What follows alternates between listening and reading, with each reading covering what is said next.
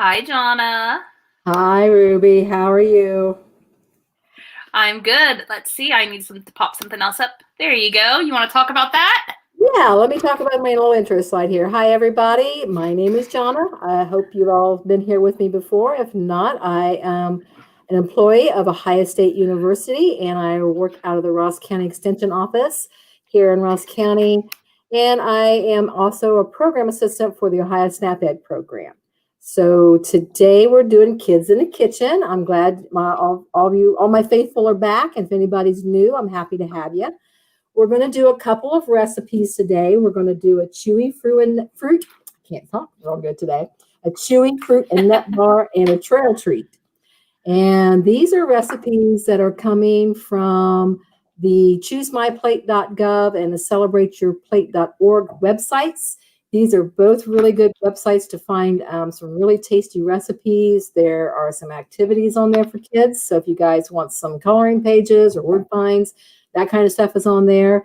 And then you can share it with your mom and your dad, your grandma, your aunt, your uncle, whoever you're going to share it with. And they can help you make the recipes that are on there. So always check those out, okay? All right, Ruby, if you want to move on to our first little slide there, we got a little, All right. I'm going to do a little education on would you like to eat some 4,000-year-old food? Yum, right? Not Maybe. really. I don't know. Maybe. You're going to have to convince me of that one. Yeah, it would be a little tough. This picture here shows, if you see that piece of stone there that's got all the little squiggly marks on it, that is actually writing. And this was found in Mesopotamia, which is modern day where Iraq is. And it is a recipe, or it's actually several recipes that was written down by the people who lived there 4,000 years ago. The ingredients, which of course, I can't read that. If anybody can, please read it so you can interpret it for me. Maybe we can make those recipes. But they tell me that the ingredients are fat, leeks, which is like a big onion, semolina, which is like a wheat. So they probably made like flour out of that. Juniper berries, which is a type of berry. Licorice root. If you ever have black jelly beans, that's what a licorice flavor is, or an anise is what it's actually called. And then garlic and mutton, which is adult sheep. So that's the ingredients they use to make a lot of these recipes. Not all of them, but you can see there in the picture where they've actually they've translated this to language that they could read, and they've made some of these recipes. So you can see the loaf of bread there. That was probably made out of that semolina. So if you want to go ahead and go to the next slide for me, Ruby, I appreciate it. We're going to talk about how to read a recipe. Now, this is actually a copy of the recipe that we're going to do today for the chewy fruit bars. And I want to just talk a little bit about how reading a recipe is just basically following instructions, just like you would do if you were doing a school assignment. And you can see here that it lists in things in yellow. It's got your equipment, which that means it's things you're going to need. You're going to need pans, you're going to need spoons, you're going to need measuring cups. Then it's going to list your ingredients. That's going to be all the stuff that's going to go into these chewy fruit bars. That's going to be, your nuts and your oats and all that kind of stuff. And then on down towards the bottom there is the nutrition information. And we talk about that a lot. I talk about how you need to make sure you're getting, watching your salt and your sugar in your food, making sure you're getting all the vitamins you need. So that's the nutrition information. And then this big section is your instructions. And this is what you really need to read. And I always say you start by reading the entire recipe from the beginning to the end, and then you stop and do it again. And the reason you want to do that is because it's a lot of recipes, if you skip a step or you leave out an ingredient, whatever you're making is not going to turn out right. I made an apple pie one time and had it all ready to pop in the oven and realized I had left out an ingredient, so I had to take it out, peel the crust back, stir it all up, and then put it back together, and that was no fun. And if I had read that instructions the way I should have and had all my ingredients there, I probably wouldn't have done that. So that's the reason you always want to be really clear what you're doing before you start doing something. Then if you don't understand a term or something they use, what they're talking about, maybe they're talking about sauteing a vegetable. Well, maybe you don't know what sauteing is. Ask an adult or look it up. I mean, you can always look up things online. You can go to the library and get a cookbook. You can look it up. Sauteing is a way of cooking a vegetable. And then gather your ingredients if you've got them all together. I'm going to show you here how I've got mine all set up here where I got everything together. That way you're not going to forget to put something in like I did with that pie. And then follow the instructions in the order they are written. You wouldn't think that it makes a big difference, but sometimes it does, because sometimes some of the things we put in a recipe, they have to react to each other. Like if you're making bread and you put yeast in there, yeast is what makes it rise up. So you want to make sure you're putting that in at the right time so your bread will get light and fluffy. And then if you don't have all the equipment that the recipe calls for, you can always, look around and see if you can find something that's going to work instead. So for example, if you don't have a blender, you can use a hand mixer, or you can just use a spoon. So you can always use that when you plan ahead where you got everything you need to do the recipe. So always follow your instructions. Okay, Miss Ruby, I think I'm ready to start cooking. Okay, so I'm going to point you around here. I'm going to talk about, now see, I've got all my ingredients gathered up here to make these chewy fruit and bar. This says fruit and bars, doesn't it? It's chewy fruit and nut bars. I'll have the word out. So I've got my spoon and bowl. I got my spatula. I got my measuring spoons, my measuring cups. I've got the ingredients are going to be some chopped nuts, and I've got some chopped pecans here. And then we need some dried fruit. I've got some dried cranberries. I'm going to need some quick cooking oats, which is what I've got here in this can right here. I can't turn it right. There we go. I'm going to need some rice cereal. I've got that right here. I need some, it says coconut. It's optional. I'm not going to use the coconut. I'm going to use any kind of butter that's made from nuts. So peanut butter, almond butter, cashew butter. If you have someone in your household that isn't able to eat nuts, maybe you use something like they have things that are made that are not made out of nuts that you can use as substitutes for this. And then some honey or maple syrup. I got some honey here, and then some vanilla extract. The recipes calls for some oil, but I don't put that in, so we're going to leave that out today, okay? So to begin with, I've already washed my hands. You guys didn't see me do it, but I Scout's honor, I did it. I'm going to go ahead and I'm going to measure out everything I need here. So it calls for a half a cup of chopped nuts. This envelope has actually a half a cup of nuts in it. So I'm just going to cut the top off of it, put those in my bowl. I'm going to measure out 3/4 cup of the oats. So this is my 3/4 cup measuring cup. And when you measure with a dry measuring cup, we always want to make sure we're level to the top, right? So there's my oats in there. We're going to measure out 3/4 cup of the crispy rice cereal. It's kind of funny that the recipe calls for crispy rice cereal, and this is called crispy rice cereal. How about that? Usually they have some type of different name, don't they? Okay, I'm going to pour my crispy rice cereal in my cup there. Whoops, right over just a little bit. Okay, put that over here out of the way. And then we're going to measure out 3/4 cup of the dried fruit. In this case, it's going to be dried cranberries. Put this in here, scoop it a little bit. I think I get enough in there, so I won't have to use my hand and grab some out. All right, so there we go. We got an even cup of cranberries in there. Put these over out of the way. And that's it for all of our dry ingredients. So I'm just going to take my spatula here. You guys can see, and I'm just going to mix everything together really good, okay? You want to make sure you got it good. Get all those pecans off the bottom up to the top, and you kind of just scoop in like you're digging and just stir it around, okay? All right, so we're going to set that to the side for a minute. Now, we're going to measure out 1/4 cup of honey and a half a cup of the butter, nut butter, peanut butter in this case. Okay, so this is kind of fun. I get to squeeze all this honey out of here. I hope I got enough in this container. If not, I might have to open up another one. Oh, maybe I should have just dumped this out. Might have been quicker. There we go. Honey is so super sticky. I don't know if anybody knows where honey comes from, but it comes from bees. I'm sure you've all heard that before. Okay, as you can see, it's up to the 1/4 cup line there, okay? Now, I'm going to grab my 1/4 cup, or my half cup, I'm sorry.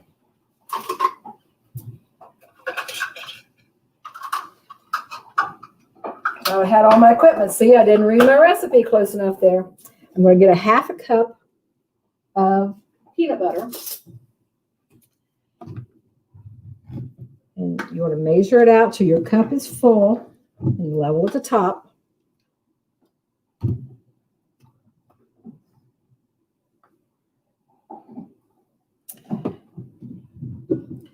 Now you can use, like I said, any other type of butter. I wouldn't recommend using like a crunchy peanut butter though, because you're going to put this in a microwave and actually it's going to mess with the volume of your peanut butter too. So you can see there I've got that measured out.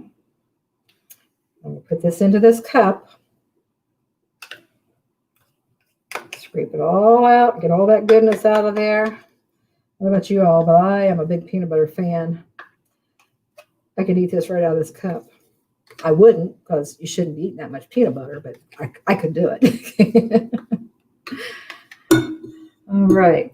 Now set this over in the sink. Now I'm going to take this and I'm going to put it in the microwave for 30 seconds.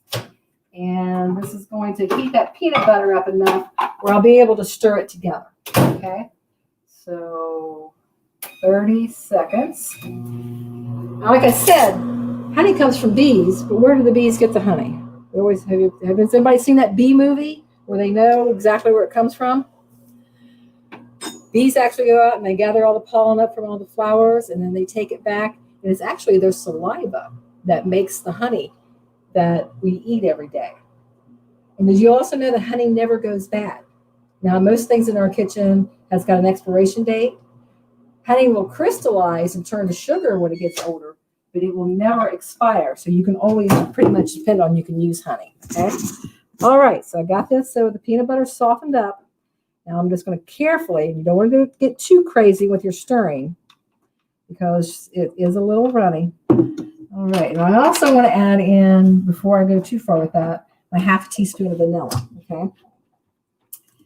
This is my Mexican vanilla. A friend of mine went to Mexico and brought this back to me. It is some really good stuff. So I'm going to stir that in there. And you want to stir it around so you don't have any more lumps in there anywhere. Okay.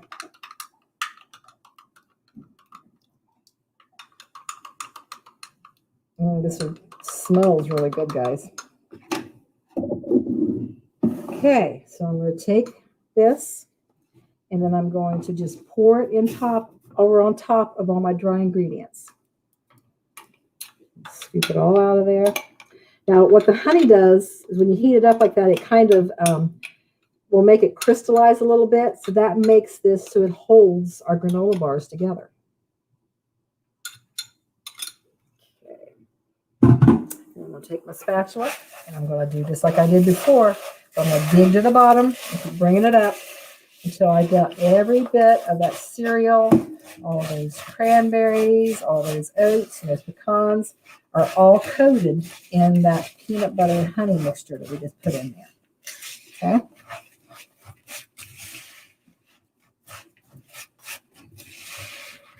All right. So next step, I've got a 9x9 square pan here. Mine's made out of glass. Some of them will be made out of metal. Some are made out of plastic. Whatever pan you've got is going to be close to a 9x9. And I'm going to take some wax paper here. I'm just going to take a piece. And I'm going to just put it down inside of there. Push it back so it's back in the corners of the pan as much as I can. And it lines that pan. Now I'm going to take, oops, I got some dry oats there. See, that's the reason you got to dig to the bottom. All right, got that mixed together. So now I'm going to take all this, and I'm just going to take my spatula, and I'm going to scoop it into the pan. Make sure that you don't let your wax paper get underneath. You want it to stay up on the sides a little bit, okay? And then just take your spatula and push it down so you've got it in all the corners. So we want to make sure that this is pretty flat and even because we're going to cut this up into like granola bars, okay? All right, now that I got that in there, my fingers are clean, I promise, guys. Scrape this off of here. Now, I'm going to take a bigger, like a pancake turner, like this, like a spatula that you use to turn pancakes. And I'm going to use some cooking spray. And I'm going to spray the back of this spatula so this stuff won't stick to it. So I'm just going to spray that a little bit, not a lot, just enough so it won't stick. Then I'm going to take my spatula and I'm going to stick it on top of this and I'm going to push. And you're going to be able to hear it go crunch a little bit. You can hear it. I don't know if you can hear that or not. It kind of crunches that cereal down. It crunches those oats together. You want to get this compacted, which means tightened up as much as you can, because we're going to cut this in. Like I said, we're going to cut it into like granola bars. All right. And you want to push down on it as much as you can until it doesn't give. Now, don't go crazy. You don't want to put your fingers, put big holes in it, okay? But you just keep pushing until you get it all nice and smooth across the top. And there we go. Doesn't that look like one big, huge granola bar? Then you're going to take this and you're going to set it in the refrigerator for about 3 to 4 hours. But through the magic of the internet, I've already got a plate full already done here. So as you can see, I've set these in the refrigerator and they've been setting since I made these early this morning. The nice thing about having that wax paper in there, see how easy that was? Lifted it right out of that pan, right? So I'm going to take, this is my kid safe knife. See, it won't cut me, but it will cut these granola bars. I'm going to lay this down and I'm going to cut this into strips. Just like the granola bars that you buy in the store that are wrapped up in the cellophane.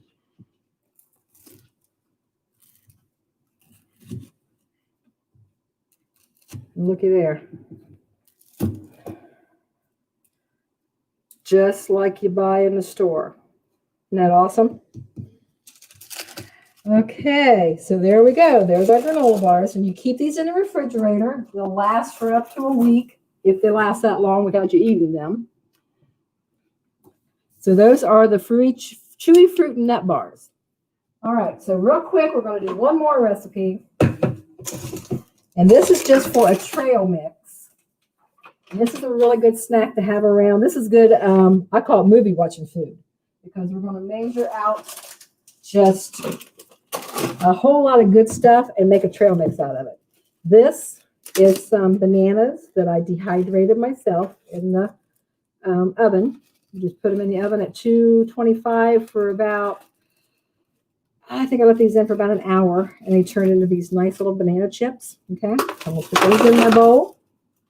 I'm going to put a cup full of oat cereal.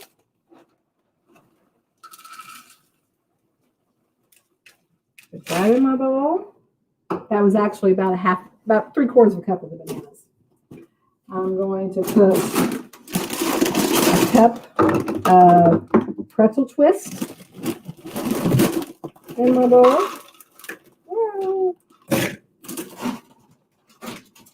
I'm going to put some raisins in my bowl. Raisins and cranberries alike, you got to break them up because they stick together. So if you don't want big clumps of raisins in your trail mix, you got to make sure you break them up, okay? That's what I'm doing. That's really stuck in there good. I've got some Cheez-Its, or you could use Goldfish, would be even better, but I didn't have any on hand. Put those in there. Here's my other pack of raisins. So if when you're on the recipe, you're going to see it's going to call for 2 or 3 of the cereal, 2 or 3. You can use cereal, you can use popcorn, you can use Goldfish crackers, and then you want to put 2 or 3 of raisins, dried cranberries, banana chips, dried pineapple, peanuts, anything like that. Okay. And then I'm just going to take this and I'm going to mix it all together. And look at there, guys. We got a nice snack mix. You can put this, 1 serving of this is going to be a cup. So when you eat this, you put this into a bowl, and that's a serving of it. That's going to be a really good movie night snack. And you're going to get a lot of good nutrients out there because you've got the bananas, you've got the raisins, which is another fruit. These weren't whole wheat pretzels because I couldn't find them, but I would always try to find whole grain snacks. That way you're getting whole grains on there. And then off of our granola bars, we've got the whole grains, we've got the oats, we've got the craisins for the fruit, we've got the protein with the peanut butter. So these are really good, healthy snacks, and they're really fun to make, and they're even funner to eat. So there you go, guys. I've got you hooked up for snacks. Those look delicious, Johnna. This is one of my favorites. I've got 2 batches of them now. So what I'll do is I'll take, since it's just me eating them, I'll wrap some of them up and put them in the freezer, and I can pull these out and eat on them for a good while. But these are really, really good. These are better than store-bought granola bars, I'm telling you. Yeah, I like that you can customize them any way you want. I really like almond butter. Yes. And then you can use any type of dried fruit in it. You could put raisins in it. You could put pineapple, the dried pineapple in it. You can use, instead of pecans, you can use almonds. You can use walnuts. You can use peanuts. You can put anything you want. So whatever you've got laying around the house, really the only thing consistently you need is some type of nut butter, the oats, and the rice cereal actually is going to give it the crunch. So those 3 things are the only thing you have to have. Anything else, you can sub it out. So whatever you got there, mix it together. That sounds good. All right. Thank you. That was super fun tonight. All right. Well, I'm glad to be here, and I will see the adults again next week. Yes. We're going to play with cauliflower next week. So I am not sad to be missing out on that one. Actually, you'll be sad because it's really good. All right. Have a good week, Johnna. You too. Take care. Bye-bye. Bye.